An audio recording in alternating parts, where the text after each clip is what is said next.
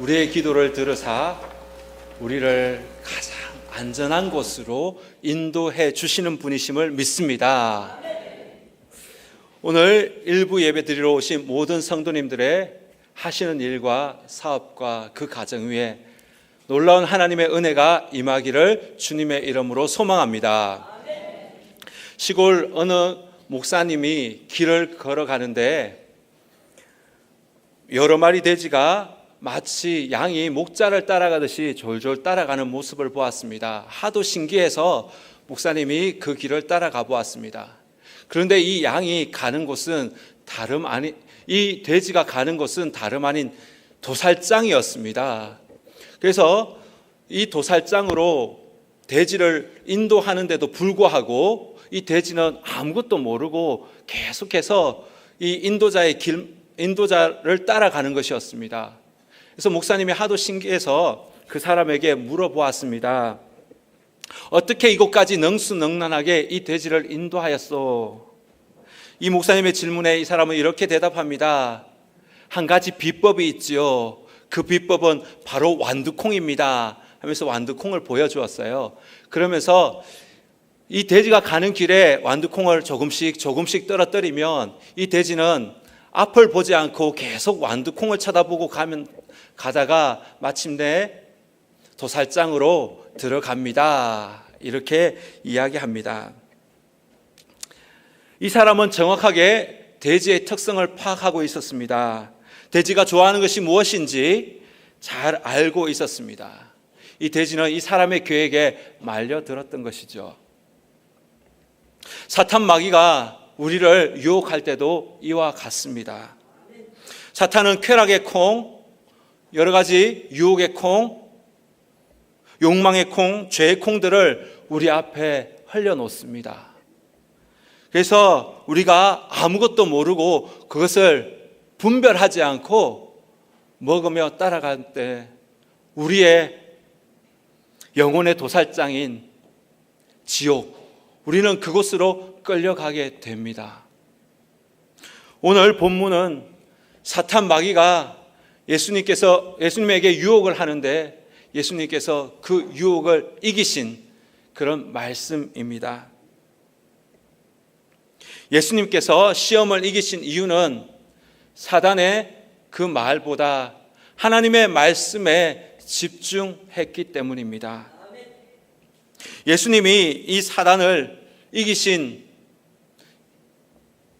그 모습을 오늘 말씀 가운데서 보면서 저와 여러분이 하나님의 말씀에 집중할 수 있기를 바랍니다. 다시 복음 앞에 설 수 있기를, 다시 예수 그리스도 하나님의 자녀임의 그 정체성을 바라보며 예배드리는 그런 귀한 시간이 될 수 있기를 주님의 이름으로 소망합니다. 오늘 우리가 읽은 이 본문은 사단이 시험한 두 번째 시험입니다. 예수님께서는 사단으로부터 첫 번째 시험을 받았을 때 신명기 8장 3절의 말씀으로 승리하셨습니다. 사단에게 카운터 펀치를 날리신 것입니다. 여러분, 그러면 끝나는 것입니까? 아닙니다. 사단은 한번 졌다고 해서 물러가는 존재가 아닙니다. 계속해서 우리를 유혹하고 끊임없이 우리를 넘어뜨리려고 합니다. 더 차원 높은 것으로 우리를 유혹합니다. 1차 시험은 먹거리 문제였습니다. 그런데 오늘 본문인 2차 시험은 정신적인 문제와 결부되어 있습니다. 오늘 5절에서 7절의 말씀을 이해하기 전에 먼저 하나 묵상해야 될 것이 있습니다. 제가 5절에서 7절의 말씀을 묵상하고 있는데 주님께서 저에게 말씀하셨습니다. 정환아, 내가 왜 사단의 그 시험을 받았는지 아느냐? 저에게 이렇게 물으시는 것입니다. 사실 이 문제가 풀리지 않으면 예수님의 시험을 보면서 우리가 시험 받을 수 있습니다. 무슨 말이냐면 예수님이니까 승리하셨지. 나는 약한 존재니까 승리할 수 없어. 나는 할 수 없어. 이렇게 우리를 주눅들게 만듭니다. 그래서 말씀 따로 삶 따로, 말씀과 삶이 분리되는 그런 삶을 살도록 우리를 만듭니다.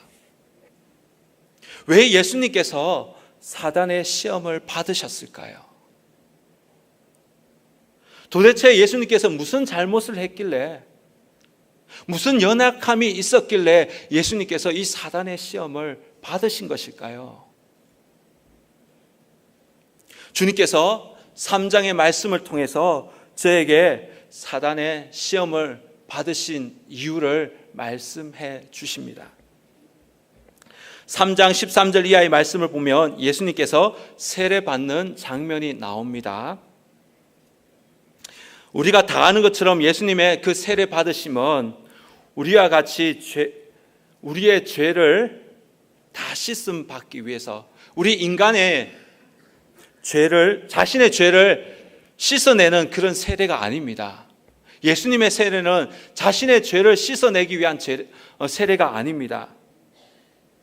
오히려 세례 요한을 비롯한 온 인류의 죄를 흡수하기 위한 어린 양의 세례입니다. 동일한 맥락으로 예수님의 시험은 예수님의 죄 때문이 아닙니다.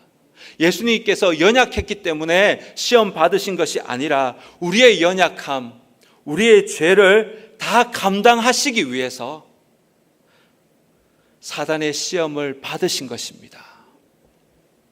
다시 말해서 자신의 문제로 예수님께서 시험 받으신 것이 아니라 우리의 연약함을 온전하게 감당하시기 위해서 예수님께서 사단의 시험을 받으시고 승리하신 것입니다.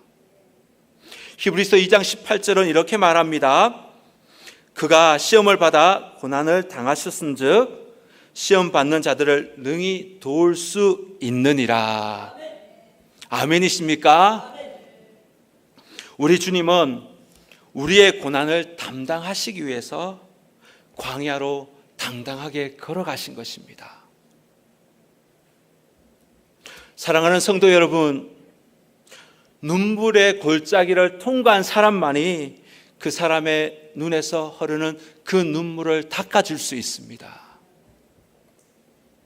배고픔의 그 골짜기를 통과한 사람만이 가난하고 소외된 자, 배고픈 자, 마음이 상한 자의 참된 치유자가 될 수 있습니다. 아무도 살지 않는 그 광야, 죽음의 골짜기를 통과한 분만이 사망의 저주를 이겨낼 수 있는 것입니다. 우리 주님이 그 광야를 걸어가신 것입니다. 그 골짜기에서 우리를 위해서 시험을 받고 계신 것입니다. 예수님께서 우리의 상한 심령과 우리의 삶의 문제에 깊숙이 들어오셔서 우리를 도와주시기 위해서 우리 주님께서 지금 사단의 시험을 받고 계신 것입니다. 너는 직분자이면서 왜 그렇게 못 살아? 우리를 혼내시고 꾸짖기 위해서 시험 받으시고 그 시험에 이기신 것이 아니라 우리의 연약함을 아시고 시험의 그 유혹 앞에 넘어진 우리들을 다시 일으켜 세우시고 돕기 위해서 우리 주님께서 사단의 시험을 받고 있는 것입니다. 유혹 앞에 넘어졌다고 포기하지 마십시오. 사단의 시험 앞에 무기력하게 졌다고 주눅들지 마십시오. 나를 돕기 위해서 시험 받으신 그 주님이 우리를 다시 일으켜 세우실 것입니다. 시험에 이기신 그 주님, 그 주님의 손 잡고 사단의 그 유혹 앞에 다시 빠져나올 수 있기를 주님의 이름으로 축원합니다. 오늘 본문으로 돌아가서 다시 5절과 6절의 말씀을 봅니다. 이에 마귀가 예수를 거룩한 성으로 데려다가 성전 꼭대기에 세우고 이르되 네가 만일 하나님의 아들이거든 뛰어내리라. 기록되었으되 그가 너를 위하여 그의 사자들을 명하리니 그들이 손으로 너를 받들어 발이 돌에 부딪히지 않게 하리로다 하였느니라. 예수님이 두 번째 시험을 당하신 장소는 바로 성전 꼭대기입니다. 마귀는 예수님을 순식간에 성전 꼭대기에 위에 올려 놓았습니다. 첫 번째 시험은 가장 낮은 곳, 가장 미천한 곳, 광야라면 두 번째 시험은 가장 높은 곳, 그 성전 꼭대기에 예수님을 올려 놓았습니다. 오늘 본문에 나오는 이 성전 꼭대기는, 이 성전은 바로 예루살렘 성전을 말합니다. 이 예루살렘 성전의 높이는 140m나 된다고 합니다. 사단이 예수님을 이 성전 꼭대기에 올려놓고 이 성전에서 뛰어내리라고 그렇게 말합니다. 마치 영화에 나오는 한 장면처럼 예수님께서 뛰어내려 하늘을 날면 천사들이 와서 예수님을 이렇게 싹 받아주고 몸이 상하지 않도록 지상에서 내려준다면 사람들에게 얼마나 큰 인기를 얻겠습니까? 여러분, 그 장면 한번 상상해 보십시오. 예수님이 딱 뛰어내렸는데 하늘을 쫙 날고 있고 천사들이 와서 예수님의 몸을 싹 보자 하면서 온몸이 상하지 않도록 안전하게 이렇게 딱 착지할 수 있도록 도와준다면, 영화의 한 장면처럼 그런 모습이 된다면 얼마나 멋있습니까? 많은 군중들이 성전 앞에서 그 장면을 본다면 얼마나 아름다운 모습이라며 예수님을 칭찬하겠습니까? 많은 사람들의 인기를 예수님께서 한 몸에 다 받으실 것입니다. 사단은 성전 꼭대기 가장 높은 곳에 이 예수님을 세워놓고 그 인기를 말하면서 예수님을 유혹합니다. 뛰어내리면 돈과 명예, 인기를 다 얻을 것이라고 유혹합니다. 뛰어내리면 너는 진짜 슈퍼스타가 될 것이라며 예수님을 그렇게 유혹합니다. 혹시 성도님들 40일 금식하신 분을 혹시 만나보신 적 계신가요? 만나보신 분이 계신가요? 혹시 우리 중에 40일 금식하신 분이 혹시 계신가요? 40일 금식한 그분을 만나면 여러분 어떤 마음 가운데 어떤 마음이 듭니까?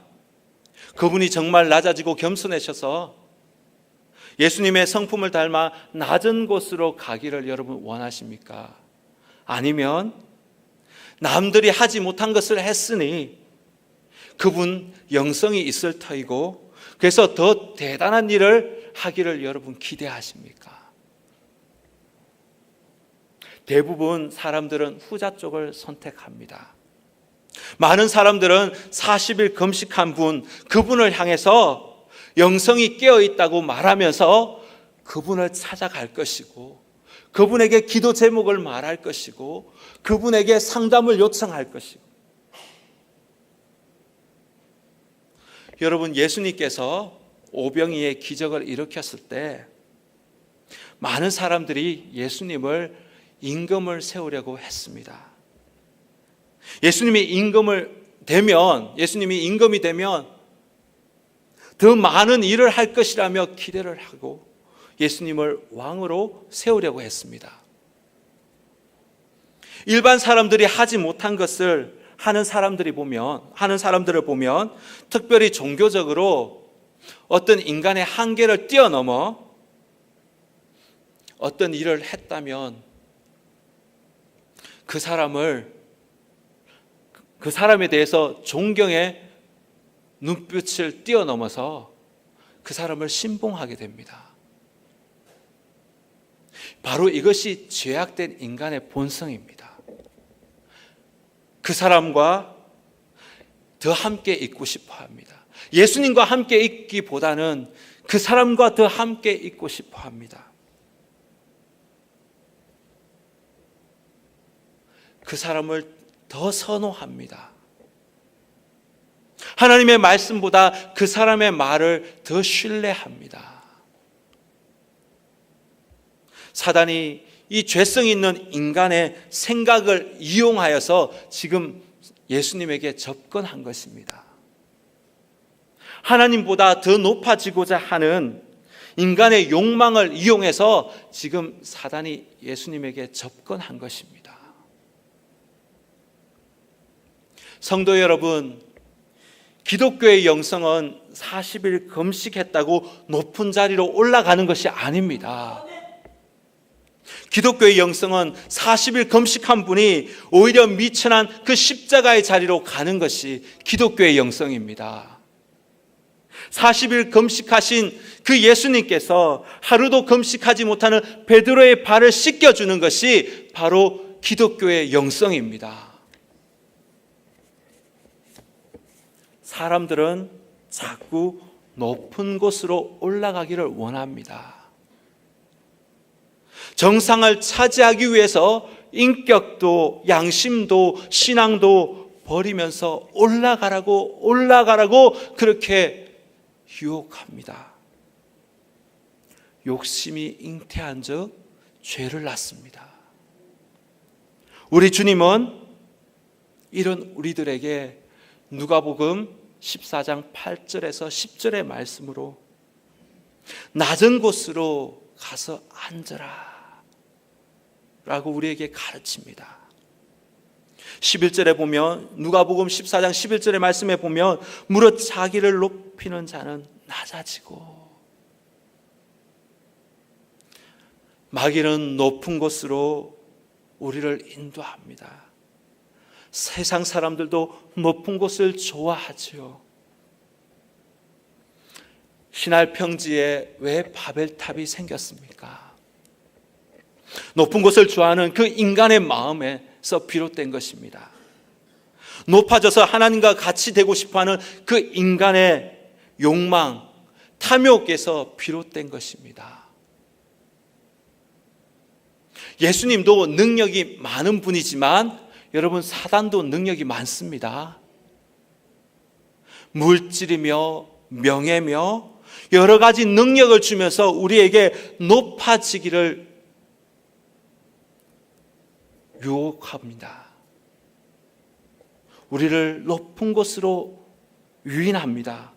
그래서 점점점 높은 곳을 향하여 야욕을 부리도록 우리를 만듭니다. 그리고 마지막에는 천길 벼랑 아래로 우리를 밀었다. 이것이 바로 사단의 전략입니다. 서문에서 말씀드린 것처럼 돼지에게 콩을 주던 그 사람이 돼지를 사랑해서 여러분 그에게 돼지에게 콩을 주었을까요? 아니지요. 돼지를 도축하기 위해서 돼지에게 콩을 준 것입니다. 사단이 우리에게 무엇을 가지고 유혹하고 있습니까? 명예의 콩, 쾌락의 콩, 권력의 콩, 높은 곳을 올라가기를 유혹하면서 우리에게 계속 미끼를 던지고 있습니다. 여러분, 사단의 유혹은 우리를 위해서, 우리의 영혼을 사랑해서 주는 것이 아니라 우리를 멸망시키기 위해서 주는 것임을 명심하시기를 바랍니다. 사단의 시험을 예수님께서 어떻게 이기십니까? 7절 말씀을 보십시오. 예수께서 이러시되 또 기록하였으되 주 너의 하나님을 시험하지 말라 하였느니라. 여러분, 사단의 유혹인지 하나님의 사랑인지 분별할 수 있어야 합니다.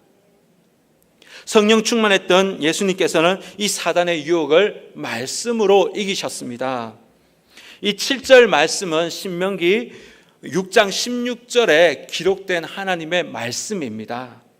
이스라엘 백성들이 광야 여정 가운데 르비딤이라는 곳에 머물렀을 때 그곳에 마실 물이 없었습니다. 그래서 모세에게 항해하자 모세가 왜 어찌하여 하나님을 원망하느냐, 어찌하여 하나님을 시험하느냐 이렇게 말을 합니다. 어찌하여 하나님을 시험하느냐, 왜 하나님을 시험하느냐, 이 말은 다른 말로 바꾸면 왜 하나님을 의심하느냐, 왜 하나님을 신뢰하지 못하느냐 이런 말입니다. 출애굽해서 홍해를 가르신 분도 우리 하나님이시고, 애굽의 병거와 마병을 수장시키신 분도 우리 하나님이실진데 왜 물이 없다고 하나님을 의심하느냐, 어찌하여 하나님을 신뢰하지 못하느냐 이렇게 말씀하고 있는 것입니다. 오늘날 우리가 사는 이 시대 또한 이스라엘 백성들이 그 당시 했던 것처럼 불평과 불만으로 가득합니다. 한쪽에서는 먹을 것이 없어서 불평하고, 한쪽에서는 먹을 것이 너무 많고, 이 불균등 때문에 사람들이 불평합니다. 취업 자리가 하늘의 별 따기입니다. 청년들이 졸업해서 대학 학자금을 갚아야 하는데 취업 자리가 없으니 졸업하고 나면 신용 불량자가 바로 되는 것입니다. 그런 시대를 우리는 살고 있습니다. 그래서 여기저기에서 불평과 불만이 터져 나오고 있습니다. 여러 가지 어려움이 올 때 하나님이 우리와 함께 하신다는 그 믿음이 없으면 우리의 믿음의 근본이 다 흔들려 버립니다. 그 즉시 마귀가 우리 마음 가운데 불평과 원망과 한숨과 한탄을 넣어줍니다. 그래서 하나님을 신뢰하지 못하도록 우리를 만들어 버립니다. 여러분, 비록 현재 내 삶의 환경은 내가 보기에 그렇게 풀리지 않는다 할지라도 하나님은 내 편이시고 언제나 나와 함께 하시며 모든 것을 합력하여 선을 이루시는 분이시라는 것을 믿으시기를 바랍니다. 모든 것이 어렵고 불안한 시대에 세상은, 사단은 높아지라고 우리에게 말합니다. 높아지기 위해서 신앙도 양심도 모든 것들 다 버려도 된다고 우리에게 말합니다. 그리고 하나님보다 눈에 보이는 자신의 능력, 그 능력을 의지하며 살아가라고 우리에게 말합니다. 돈도 능력이요, 성적도 명예도 능력이요, 인기도 능력이요, 정보도 능력이요, 인맥도 능력입니다. 그렇기에 보이지 않는 하나님보다 눈에 보이는 이 능력을 붙잡고 의지하고 살아가라고 그렇게 유혹합니다. 예수님을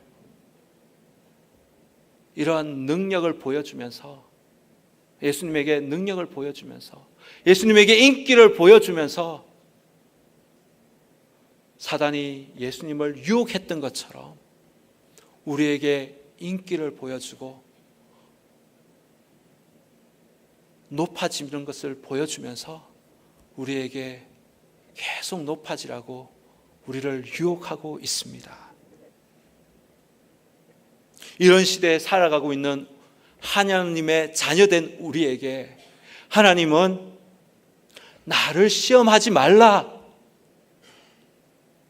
다시 말해서 나를 믿어라, 나를 신뢰하라, 주님께서 우리에게 그렇게 말씀하고 계십니다.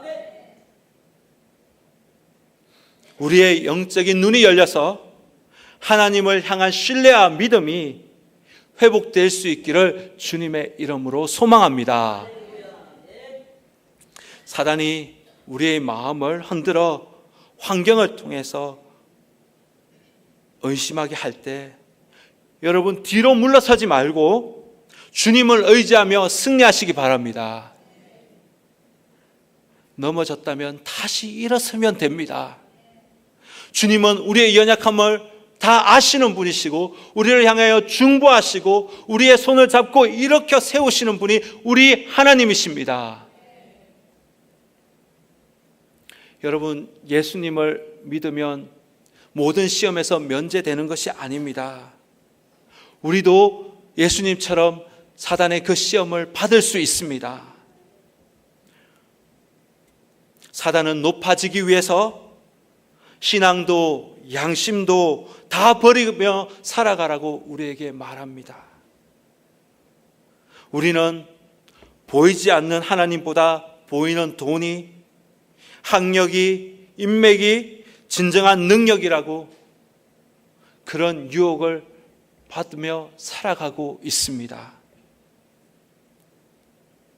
눈에 보이는 이 능력을 소유한 자만이 성공한 신앙이라며 사단은 우리를 유혹하고 있습니다.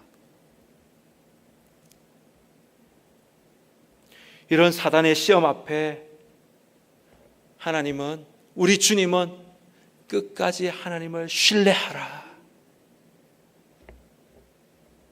눈에 보이지 않지만 하나님을 붙잡고 하나님을 의지하며 나아감으로 말미암아 하나님께서 높여주시는 그 은혜를 누리시기를 주님의 이름으로 축원합니다.